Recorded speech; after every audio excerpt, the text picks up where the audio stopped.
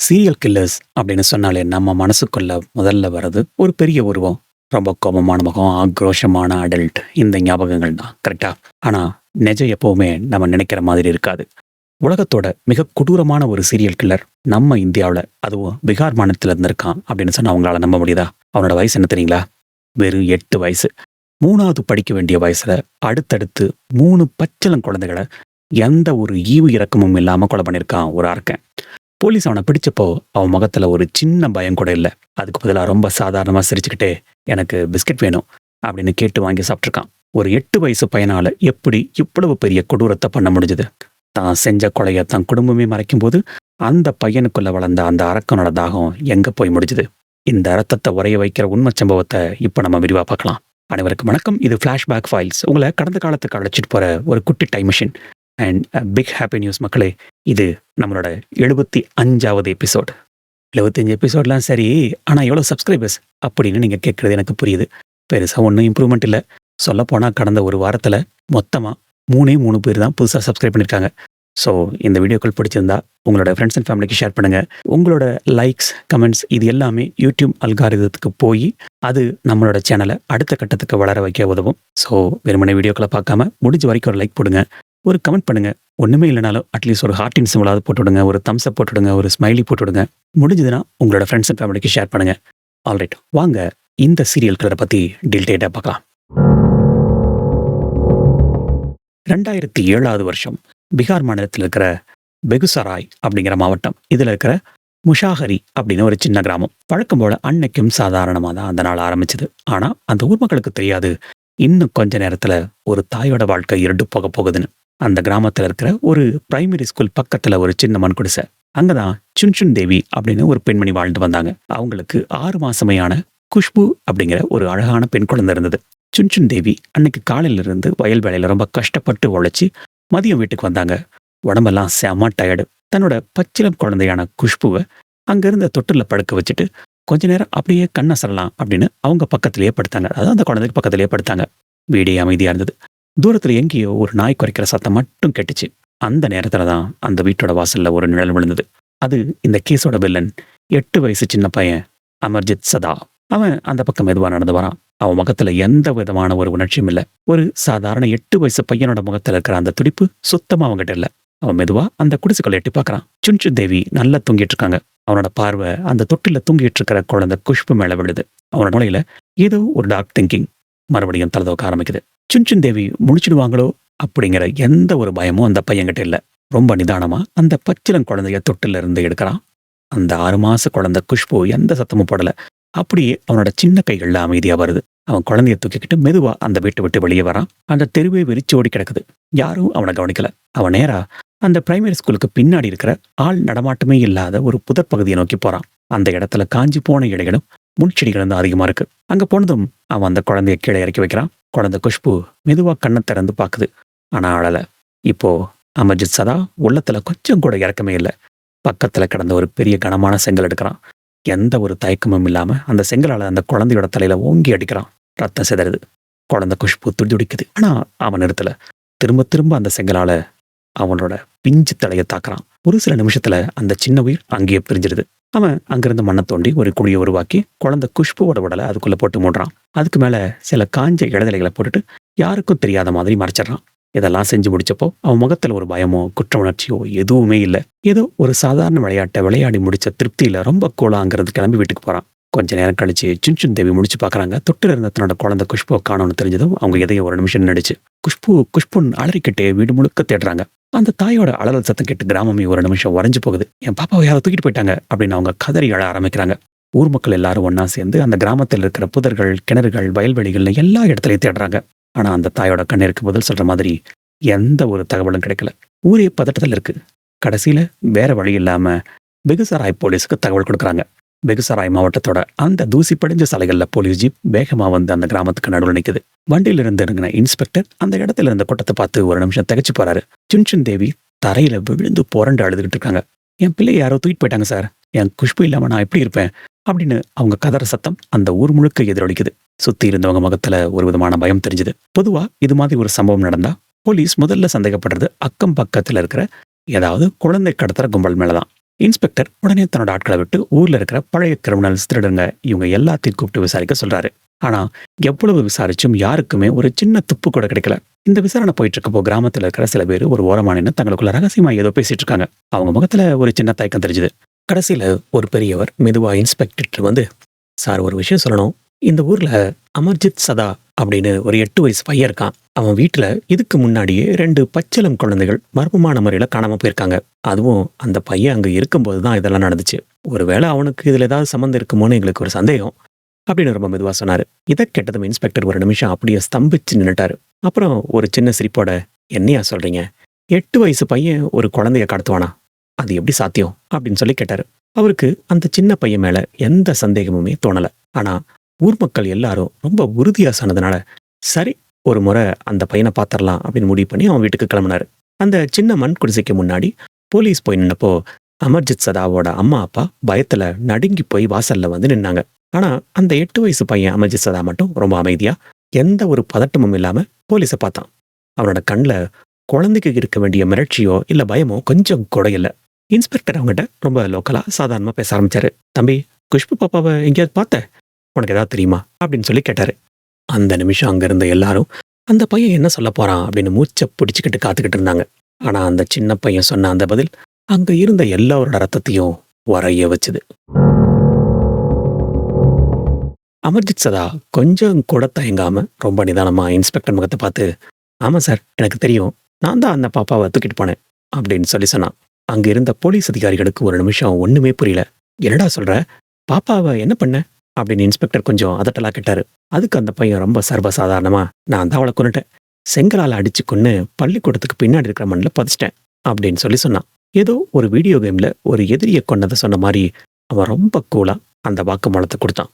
போலீஸால இதை நம்பவே முடியல. உண்மையிலேயே இவன் தான் கொலை பண்ணிருப்பானா இல்ல யாராவது இவனை மிரட்டி சொல்ல வச்சிருக்காங்களா அப்படின்னு அவங்களுக்குள்ள ஒரு சந்தேகம் வந்துச்சு. சரி, நீ சொல்றது உண்மை அப்படின்னா அந்த பாப்பாவை எங்க புதைச்சுன்னு எங்களுக்கு காட்டு அப்படின்னு போலீஸ் அவனை அழைச்சிக்கிட்டு போனாங்க. அந்த 8 வயசு பையன் முன்னாடி நடக்க போலீஸ் அவன் பின்னாடியே போனாங்க. அவன் நேரா அந்த பிரைமரி ஸ்கூலுக்கு பின்னாடி இருக்க அந்த புதர் பகுதிக்கு கூட்டிட்டு போனான். ஒரு குறிப்பிட்ட இடத்துல வந்து நின்று, இங்க தான் புதைச்சிருக்கேன் அப்படின்னு தன்னோட பிஞ்சு விரலால ஒரு இடத்த காட்டினான்.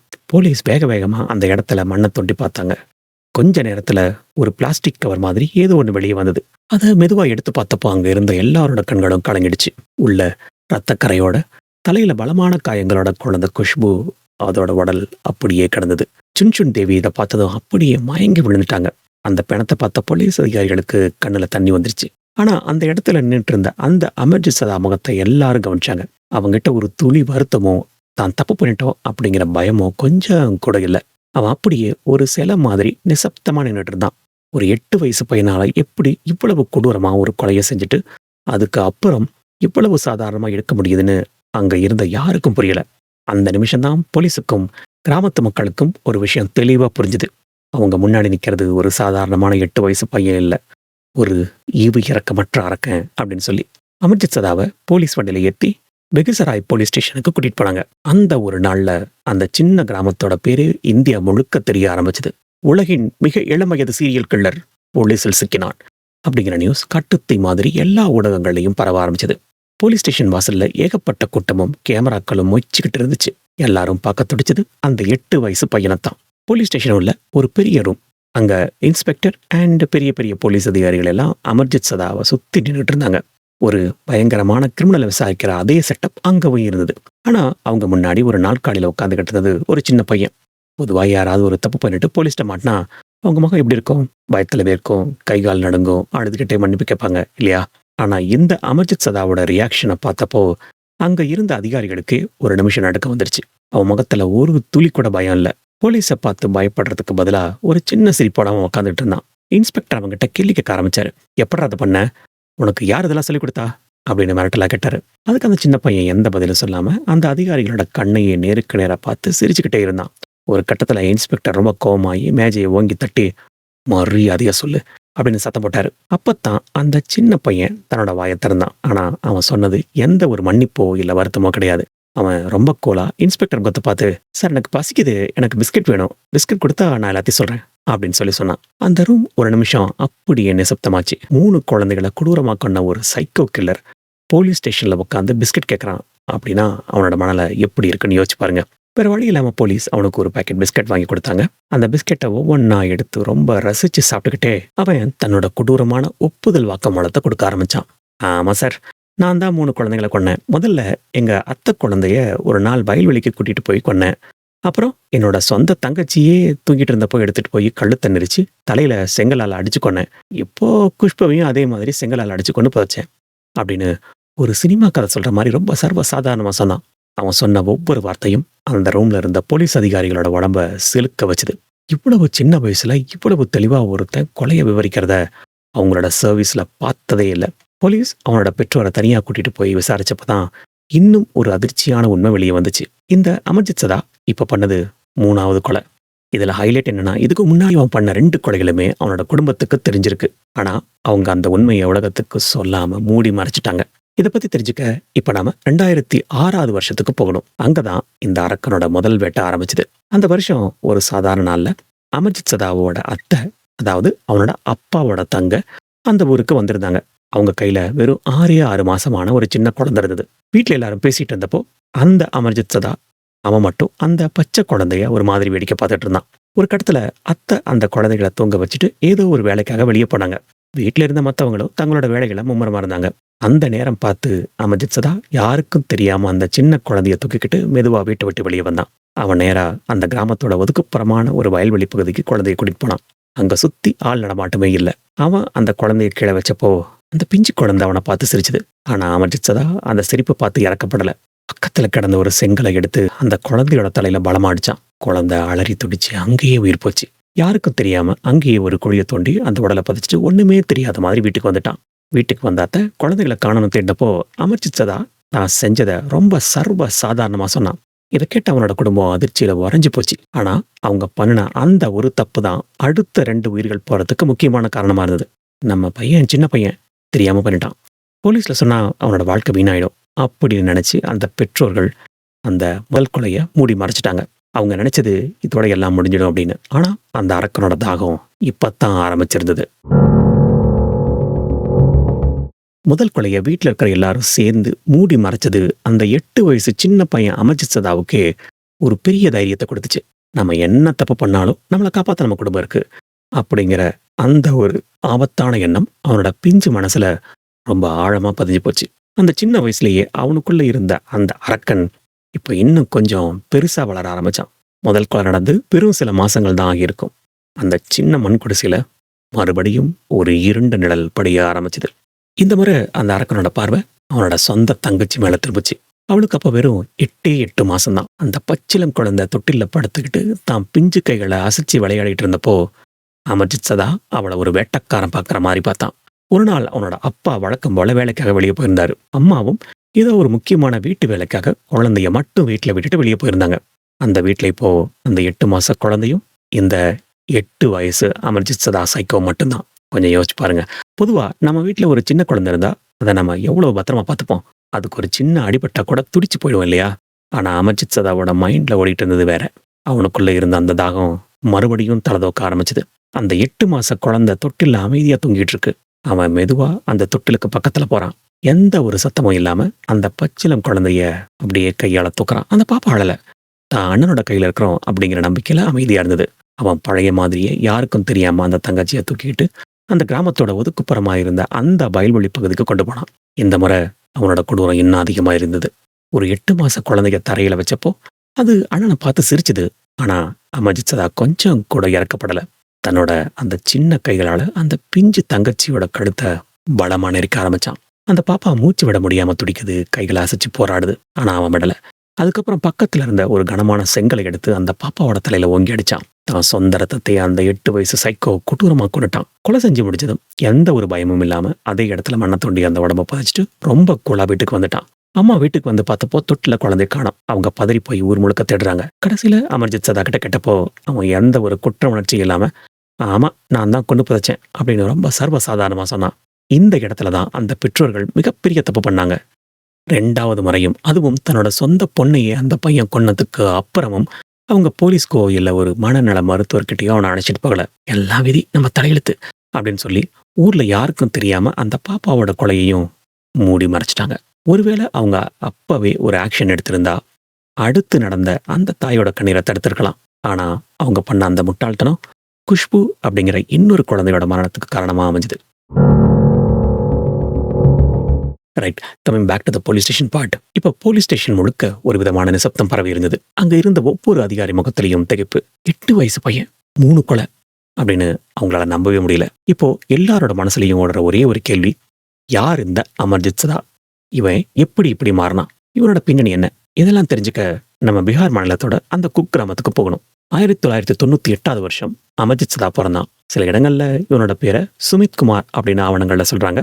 பீகார் மாநிலத்தில் இருக்கிற பெகுசராய் மாவட்டத்தோட முஷாஹரி அப்படிங்கிற ஒரு சின்ன கிராமத்துல தான் இவன் வளர்ந்தான். அந்த கிராமத்தோட நிலைமை ரொம்பவே மோசம். அமர்ஜித் சதா ஒரு முஷாகர் சமூகத்தை சேர்ந்தவன். அந்த சமூகம் ரொம்பவே பின்தங்கிய வறுமை கோட்டுக்கு கீழே இருக்கிற ஒரு சமூகம். இவனோட அப்பா ஒரு சாதாரண கூலி தொழிலாளி. அவரோட வருமானத்துல அன்னைக்கு ஒரு வேளை சாப்பாட்டுக்கே அவங்க ரொம்ப கஷ்டப்பட்டாங்க. ஒரு சின்ன மண் குடிசையில தான் அவங்க வாழ்ந்து வந்தாங்க. அந்த ஊர்ல முறையான கல்வி அறிவோ இல்ல முறையான மருத்துவ வசதியோ கிடையாது. அமர்ஜித் சதா ஸ்கூலுக்கே போனது கிடையாது. இந்த மாதிரியான ஒரு வறுமையிலான சூழ்நிலை தான் அந்த பையன் வளர்ந்தான். ஆனா வறுமை மட்டும் இவனை ஒரு கொலையாளியா மாத்தல. அவனுக்குள்ள ஏதோ ஒரு டார்க் வேர்ல்டு பிறந்ததுல இருந்தே உருவாகிட்டு இருந்திருக்கு. அமர்ஜித் சதா மற்ற குழந்தைகளோட சேர்ந்து விளையாடுறத யாருமே பார்த்தது கிடையாது. அவன் எப்பவுமே ஒரு லோனர், அதாவது தனிமையில இருக்கிறதா அவனுக்கு ரொம்ப பிடிக்கும். கிராமத்தை சுத்தி தனியா சுத்துறது, மரங்கள்ல ஏறி உட்காந்துக்கிறது அப்படின்னு அவனுக்கு நண்பர்களே கிடையாது.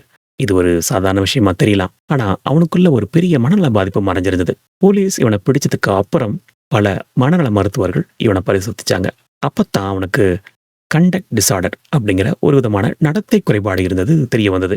இந்த கண்டக்ட் டிசார்டர் அப்படின்னா என்னன்னு சிம்பிளா சொல்லணும்னா, மற்றவங்க மேல எந்த ஒரு இரக்கமும் இல்லாம நடந்துக்கிறது. இப்போ நம்ம வீட்டு பிள்ளைங்களுக்கு ஒரு சின்ன அடிபட்டா கூட நம்ம பதறி போவோம் இல்லையா? ஏன்னா நமக்கு அந்த பிள்ளையோட வழி புரியும். இத சைக்காலஜில எம்பத்தி அப்படின்னு சொல்லுவாங்க. ஆனா அமர்ஜித் சதா மூளையில அந்த எமோஷன் பார்ட், அதாவது உணர்ச்சிகளை புரிஞ்சுக்கிற பகுதி வேலை செய்யவே இல்லை. ஒரு உயிரை எடுக்கும்போது அதை துடிக்கிறத பார்த்து அவனுக்கு எந்த ஒரு வருத்தமோ இல்ல பயமோ வரல. அதோட இல்லாம அவன்கிட்ட சாடிசம் அப்படிங்கிற இன்னொரு கொடூரமான குணமும் இருந்தது. அதாவது மத்தவங்க கஷ்டப்படுறத பார்த்து அவங்க வலிக்கிறத பார்த்து சந்தோஷப்படுறது. நம்ம ஸ்பைடர் படத்துல வர எஸ்.ஜே. சூர்யா கேரக்டர் மாதிரி. ஆரம்பத்துல அவன் சின்ன சின்ன பூச்சிகள், விலங்குகளை ரொம்ப கொடூரமா துன்புறுத்தி கொண்டிருக்கான். அது அவனுக்கு ஒரு விதமான மகிழ்ச்சியை கொடுத்திருக்கு. அந்த விலங்குகள் வலியால துடிக்கிறத பார்த்து சிரிச்சிருக்கான். அந்த சந்தோஷத்தோட அடுத்த கட்டம் தான் பச்சிளம் குழந்தைகளை கொல்ற அந்த வெறி அவனுக்குள்ள வந்திருக்கு. அவனோட கொலை முறையை, அதாவது மோடஸ் ஆப்பரண்டியை கவனிச்சு பார்த்தீங்கன்னா அவனோட கிரிமினல் மைண்டு எல்லாருக்குமே புரியும். அவனால பெரியவங்களை எதிர்க்க முடியாது அப்படிங்கிறது அவனுக்கு தெரிஞ்சிருக்கு. அதனாலதான் தன்னை எதிர்த்து போராட தெரியாத, சத்தம் போட தெரியாத 6 மாசம் இல்லைனா ஒரு 8 மாச குழந்தைகளை அவன் டார்கெட் பண்ணியிருக்கான். யாரோ ஒரு குழந்தைய தூக்கிட்டு போகும்போது அது அழுதா மாட்டிப்போம் அப்படின்னு அவனுக்கு தெரியும். அதனாலதான் யாரும் இல்லாத நேரமா பார்த்து ரொம்ப அமைதியா குழந்தைகளை தூக்கிட்டு போயிருக்கான். அதாவது அவனுக்கு தெரிஞ்ச குழந்தைகளை. அவங்ககிட்ட கத்தியோ துப்பாக்கியோ கிடையாது. அதனால அந்த இடத்துல கிடைக்கிற கனமான செங்கலை வச்சு அந்த பிஞ்சு தலையில அடிச்சு கொண்டிருக்கான். இது ஒரு விளையாட்டு அப்படின்னு அவன் நினைச்சானா, இல்ல ரத்தத்தை பார்க்கணுங்கிற வெறியா? இதையெல்லாம் விட அவன் செஞ்ச தப்ப மறைக்கணும் அப்படின்னு சொல்லி குடி தோண்டி புதைச்சிருக்கான் பாருங்க. அங்கதான் அவனோட அந்த ஆபத்தான புத்தி தெரியுது. இவ்வளவு கொடூரமான ஒரு பையன் சட்டத்துல இருந்து தப்பிச்சானா, இல்ல அவனுக்கு தண்டனை கிடைச்சதா? வாங்க தொடர்ந்து பார்க்கலாம். 3 பச்சிளம் குழந்தைகள் கொடூரமா கொல்லப்பட்டிருக்காங்க. கொஞ்சம் யோசிச்சு பாருங்க. இதுல 2 கொலைகள் அவனோட சொந்த வீட்டுக்குள்ளதான் நடந்திருக்கு. சில முக்கியமான எச்சரிக்கை அறிகுறிகள், அதாவது ரெட் பிளாக்ஸ் அப்படின்னு சொல்லப்படுற சில விஷயங்களை அவனோட பெற்றோர்களும் சரி, அந்த முஷாகரி கிராமத்து மக்களும் சரி கண்டும் காணாம விட்டதுதான் கடைசியில அந்த 6 மாச குழந்தை குஷ்புவோட மரணத்துக்கு மிகப்பெரிய காரணமா அமைஞ்சிருக்கு. அந்த ரெட் பிளாக்ஸ் என்னன்னு நாம இப்போ ஒண்ணா பார்க்கலாம். முதல்ல நம்ம பார்க்க வேண்டிய முக்கியமான ரெட் பிளாக் என்னன்னா, பெற்றோர்களோட மூட நம்பிக்கையும் அவங்களோட அலட்சியமும் தான். அமர்ஜித் சதா முதல்ல அந்த அத்தையோட குழந்தைய கொன்னப்பவே அவனோட அப்பாவுக்கு அம்மாவுக்கு விஷயம் முழுசா தெரியும். 2வது தடவை தன்னோட சொந்த தங்கச்சியே அவன் கொன்னப்பவும் அவங்களுக்கு உண்மை தெரிஞ்சிருக்கு. ஆனா அவங்க அப்பாவும் அம்மாவும் என்ன நினைச்சாங்க, அவன் இன்னும் சின்ன பையன், ஏதாவது தெரியாம பண்ணிட்டான் அப்படின்னு நினைச்சு அதை சாதாரணமா எடுத்துக்கிட்டாங்க. நம்ம ஊர்ல இருக்கிற எல்லாருக்கும் தெரியும், வீட்டுல இருக்கிற ஒரு குழந்தை இன்னொரு குழந்தைய லேசா அடிச்சா கூட நம்ம எவ்வளவு கோவப்படுவோம், உடனே அதை தடுத்து நிறுத்துவோம் இல்லையா? ஆனா இந்த அமர்ஜித் சதாவோட பெற்றோர்கள் ஒரு உயிரையே அவன் எடுத்ததுக்கு அப்புறமும் அதை போலீஸ்கிட்டயோ இல்ல ஊர்ல இருக்கிற பெரியவங்க கிட்டயோ சொல்லாம அப்படியே மூடி மறைச்சிட்டாங்க. ஒருவேளை அப்பவே அவங்க அந்த பையனை ஒரு மனநல மருத்துவர்கிட்ட, அதாவது சைக்காட்ரிஸ்ட கூட்டிட்டு போயிருந்தா அவனுக்குள்ள இருக்கிற அந்த கண்டக்ட் டிசார்டர் அப்படிங்கிற வியாதியை கண்டுபிடிச்சு சரி பண்ணியிருக்கலாம். அவங்க பண்ண அந்த அலட்சியம் தான் இன்னைக்கு ஒரு பெரிய கொடூரமா வந்து நிக்குது. அடுத்ததை நம்ம கவனிக்க வேண்டிய ரெட் பிளாக் என்னன்னா, விலங்குகளை துன்புறுத்துறது. ஒருத்தனோட சைக்காலஜி எப்போ மாறும்னு நமக்கு தெரியாது. சின்ன வயசுல சில பசங்க நாய் அடிக்கிறது, பூனை வாழை இழுக்கிறது, தவளைகளை கொல்றதுன்னு எந்த காரணமும் இல்லாம விலங்குகளை வதைக்கிறத பார்த்தா அது ஒரு மிகப்பெரிய எச்சரிக்கை அறிகுறி. இந்த கேஸை பத்தி நான் படிச்சுட்டு இருக்கும்போது கோவிட் நேரத்துல சில இளைஞர்கள் மாடியில இருந்து ஒரு நாயை தூக்கி போட்டு கொண்டு இருக்கானுங்க நம்ம ஊர்ல. இதே செய்தியை நீங்க படிச்சிருப்பீங்க அல்லது பார்த்திருப்பீங்கன்னு நினைக்கிறேன். அவங்களும் ஒரு வகையில சைக்கோ தான். ஒரு உயிர் இறந்து போறத பத்திய கவலையே இல்லாம அல்லது அந்த உயிர் போறதுக்கு காரணமா இருக்கும் எல்லோருக்குமே இந்த சைக்கோ மனநிலை தான் இருக்கும். சதவீதம் தான் மாறுபடும். உலகத்துல இருக்கிற முக்கால்வாசி சீரியல் கில்லர்ஸ் எல்லோரோட வரலாற்றையும் பார்த்தோன்னா அவங்க எல்லோரும் சின்ன வயசுல விலங்குகளை கொடூரமா கொண்டவங்களா தான் இருந்திருக்காங்க.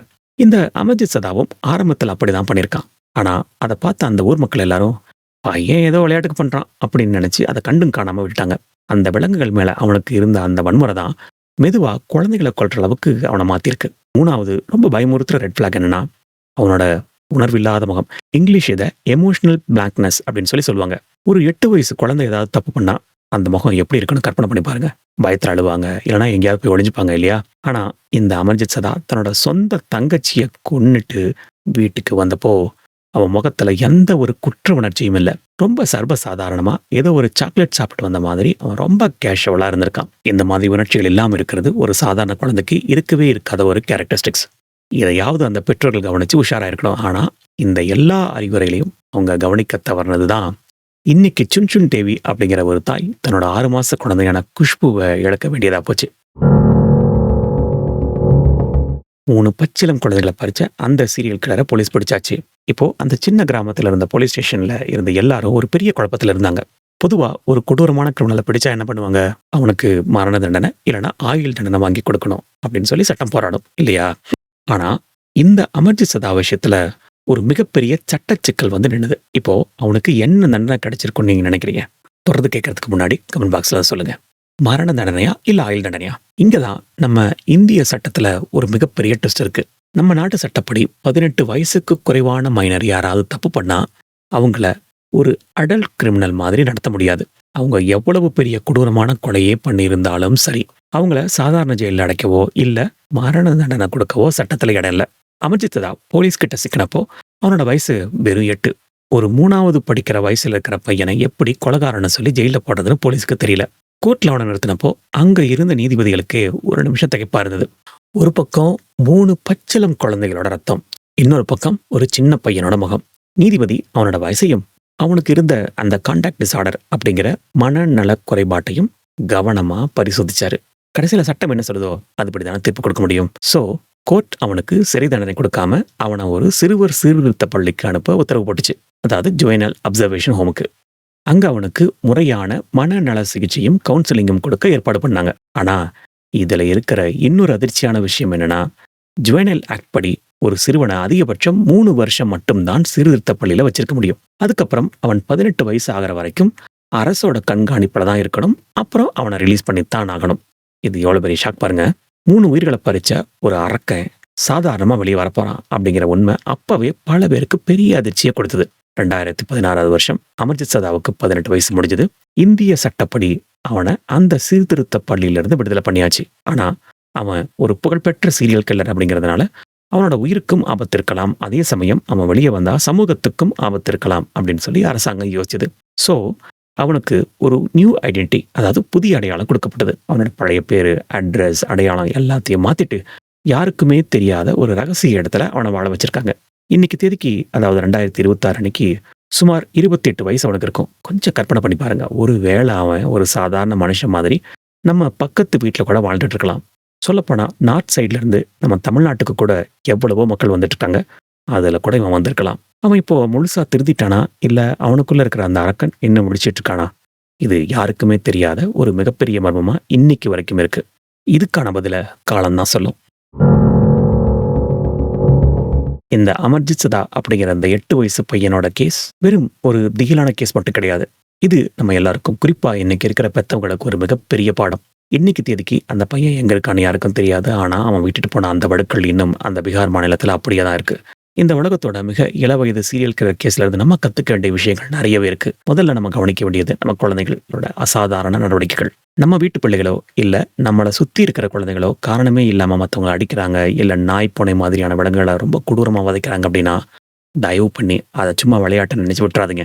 ஏன்னா, அது ஒரு மிகப்பெரிய மனநல பிரச்சனையோட ஆரம்பமா இருக்கலாம். ஈவன் இந்த 2026 வருஷத்துல கூட நெறைய பேர் மனநல மருத்துவர அணுகுறதுக்கு ரொம்பவே தயங்குறாங்க. நம்ம குழந்தைக்கு உடம்பு சரியில்லன்னா எப்படி உடனே டாக்டர்ட்ட கூட்டு போறோமோ, அதே மாதிரி தான் அவங்களோட மனசுல ஏதாவது ஒரு மாற்றம் தெரியுது அப்படின்னா, அவங்க அக்ரெசிவா நடந்துக்கிறாங்க அப்படின்னு தோணுச்சுன்னா, உடனே சைக்கியாட்ரிஸ்ட் அல்லது மனநல மருத்துவர பார்க்கறதுல எந்த தப்பும் கிடையாது. அதுக்காக நம்ம பயப்படவோ, இல்ல வெட்கப்படவோ அவசியமே இல்ல. ஏன்னா, ஆரம்பத்திலேயே இத கவனிச்சிருந்தா, அந்த 3 பச்சிளம் குழந்தைகளோட உயிர கண்டிப்பா காப்பாத்தியிருக்க முடியும். மனநல பிரச்சனைகள் அப்படிங்கிறது ஒரு வியாதி கிடையாது. அது சரியான நேரத்துல சரி பண்ண வேண்டிய ஒரு நிலைமை. அவ்வளவுதான். அடுத்ததா நம்ம பார்க்க வேண்டியது மிக முக்கியமான விஷயம், தவறுகள மூடி மறைக்கிறது. அமர்ஜித் சதாவோட அப்பா, அம்மா செஞ்ச அந்த ஒரு தப்பு தான் இந்த அழிவுக்கெல்லாம் காரணம். என் பையன் மேல தப்பு இல்ல, அவன் சின்ன பையன் அப்படின்னு சொல்லி அவங்க அந்த கொலைய மறைச்சப்போ, அது அவனோட மூளைக்கு ஒரு கிரீன் சிக்னல் மாதிரி ஆயிடுச்சு. ஒரு தப்ப நம்ம மூடி மறைக்கும்போது, அத விட ஒரு பெரிய தப்பு செய்ய அந்த பையனுக்கான தைரியத்த குடுக்கும். இதுல இன்னொரு விஷயம், யாராவது கிண்டல் பண்றதுக்கு முன்னாடியோ, இல்ல வன்முறையில இறங்குறதுக்கு முன்னாடியோ, அவங்களோட மென்டல் ஸ்டேட் எப்படி இருக்கு அப்படின்னு ஒரு நிமிஷம் கட்டாயம் யோசிச்சு பார்க்கணும். ஒரு சின்ன பொறி தான் பெரிய காட்டுத் தீயா மாறும். அதேபோல நம்மளோட குழந்தைகளோட ஒவ்வொரு நடவடிக்கையும் ரொம்ப கேர்ஃபுல்லா கவனிக்கணும். அவங்க யார் கூட பழகுறாங்க, அவங்க எப்போதெல்லாம் தேவைப்படாம கோவப்படுறாங்க அப்படின்னு பார்க்கறது நம்மளோட கடமை. அமர்ஜித் சதா இப்போ ஒரு 28 வயசு இல்லைங்கன்னா, இந்த சமூகத்துல ஏதோ ஒரு இடத்துல சுத்திக்கிட்டு இருக்கான். அவன் இப்போ ஒரு சாதாரண மனுஷனா மாறிட்டானா, இல்லையா அப்படிங்கிறது ஒரு மிகப்பெரிய மர்மம் தான். ஏன்னா இது மாதிரி இன்னொரு அரக்கன் உருவாகாம இருக்கணும் அப்படின்னா, நம்ம விழிப்புணர்வோட இருக்கிறது தான் ஒரே வழி. உஷாரா இருப்போம், பாதுகாப்பா இருப்போம். ஆல் ரைட் மக்களே. இந்த கேஸ் ஸ்டடி உங்களுக்கு ஒரு புதுவிதமான பார்வைய தந்திருக்கும் அப்படின்னு சொல்லி நம்புறேன். வேற ஏதாவது சுவாரஸ்யமான இல்ல மர்மமான வழக்க பத்தி நம்ம டிஸ்கஸ் பண்ணணும் அப்படின்னு நீங்க ஆசைப்பட்டா, அத கமெண்ட்ல சொல்லுங்க. இந்த வீடியோ உங்களுக்கு பிடிச்சிருந்தா லைக் பண்ணுங்க. உங்களோட ஃப்ரெண்ட்ஸ் அண்ட் ஃபேமிலிக்கு ஷேர் பண்ணுங்க. உங்களோட கருத்துக்கள கமெண்ட் பண்ணுங்க. இன்னும் சப்ஸ்கிரைப் பண்ணாம பார்க்குறீங்க அப்படின்னா, மறக்காம சப்ஸ்கிரைப் பண்ணுங்க. மீண்டும் ஒரு இன்ட்ரஸ்டிங்கான ரியல் இன்சிடென்ட்ல சந்திப்போம். அதுவரைக்கும் உங்களோட உடல்நலத்தையும், மனநலத்தையும் பத்திரமா பார்த்துக்கோங்க.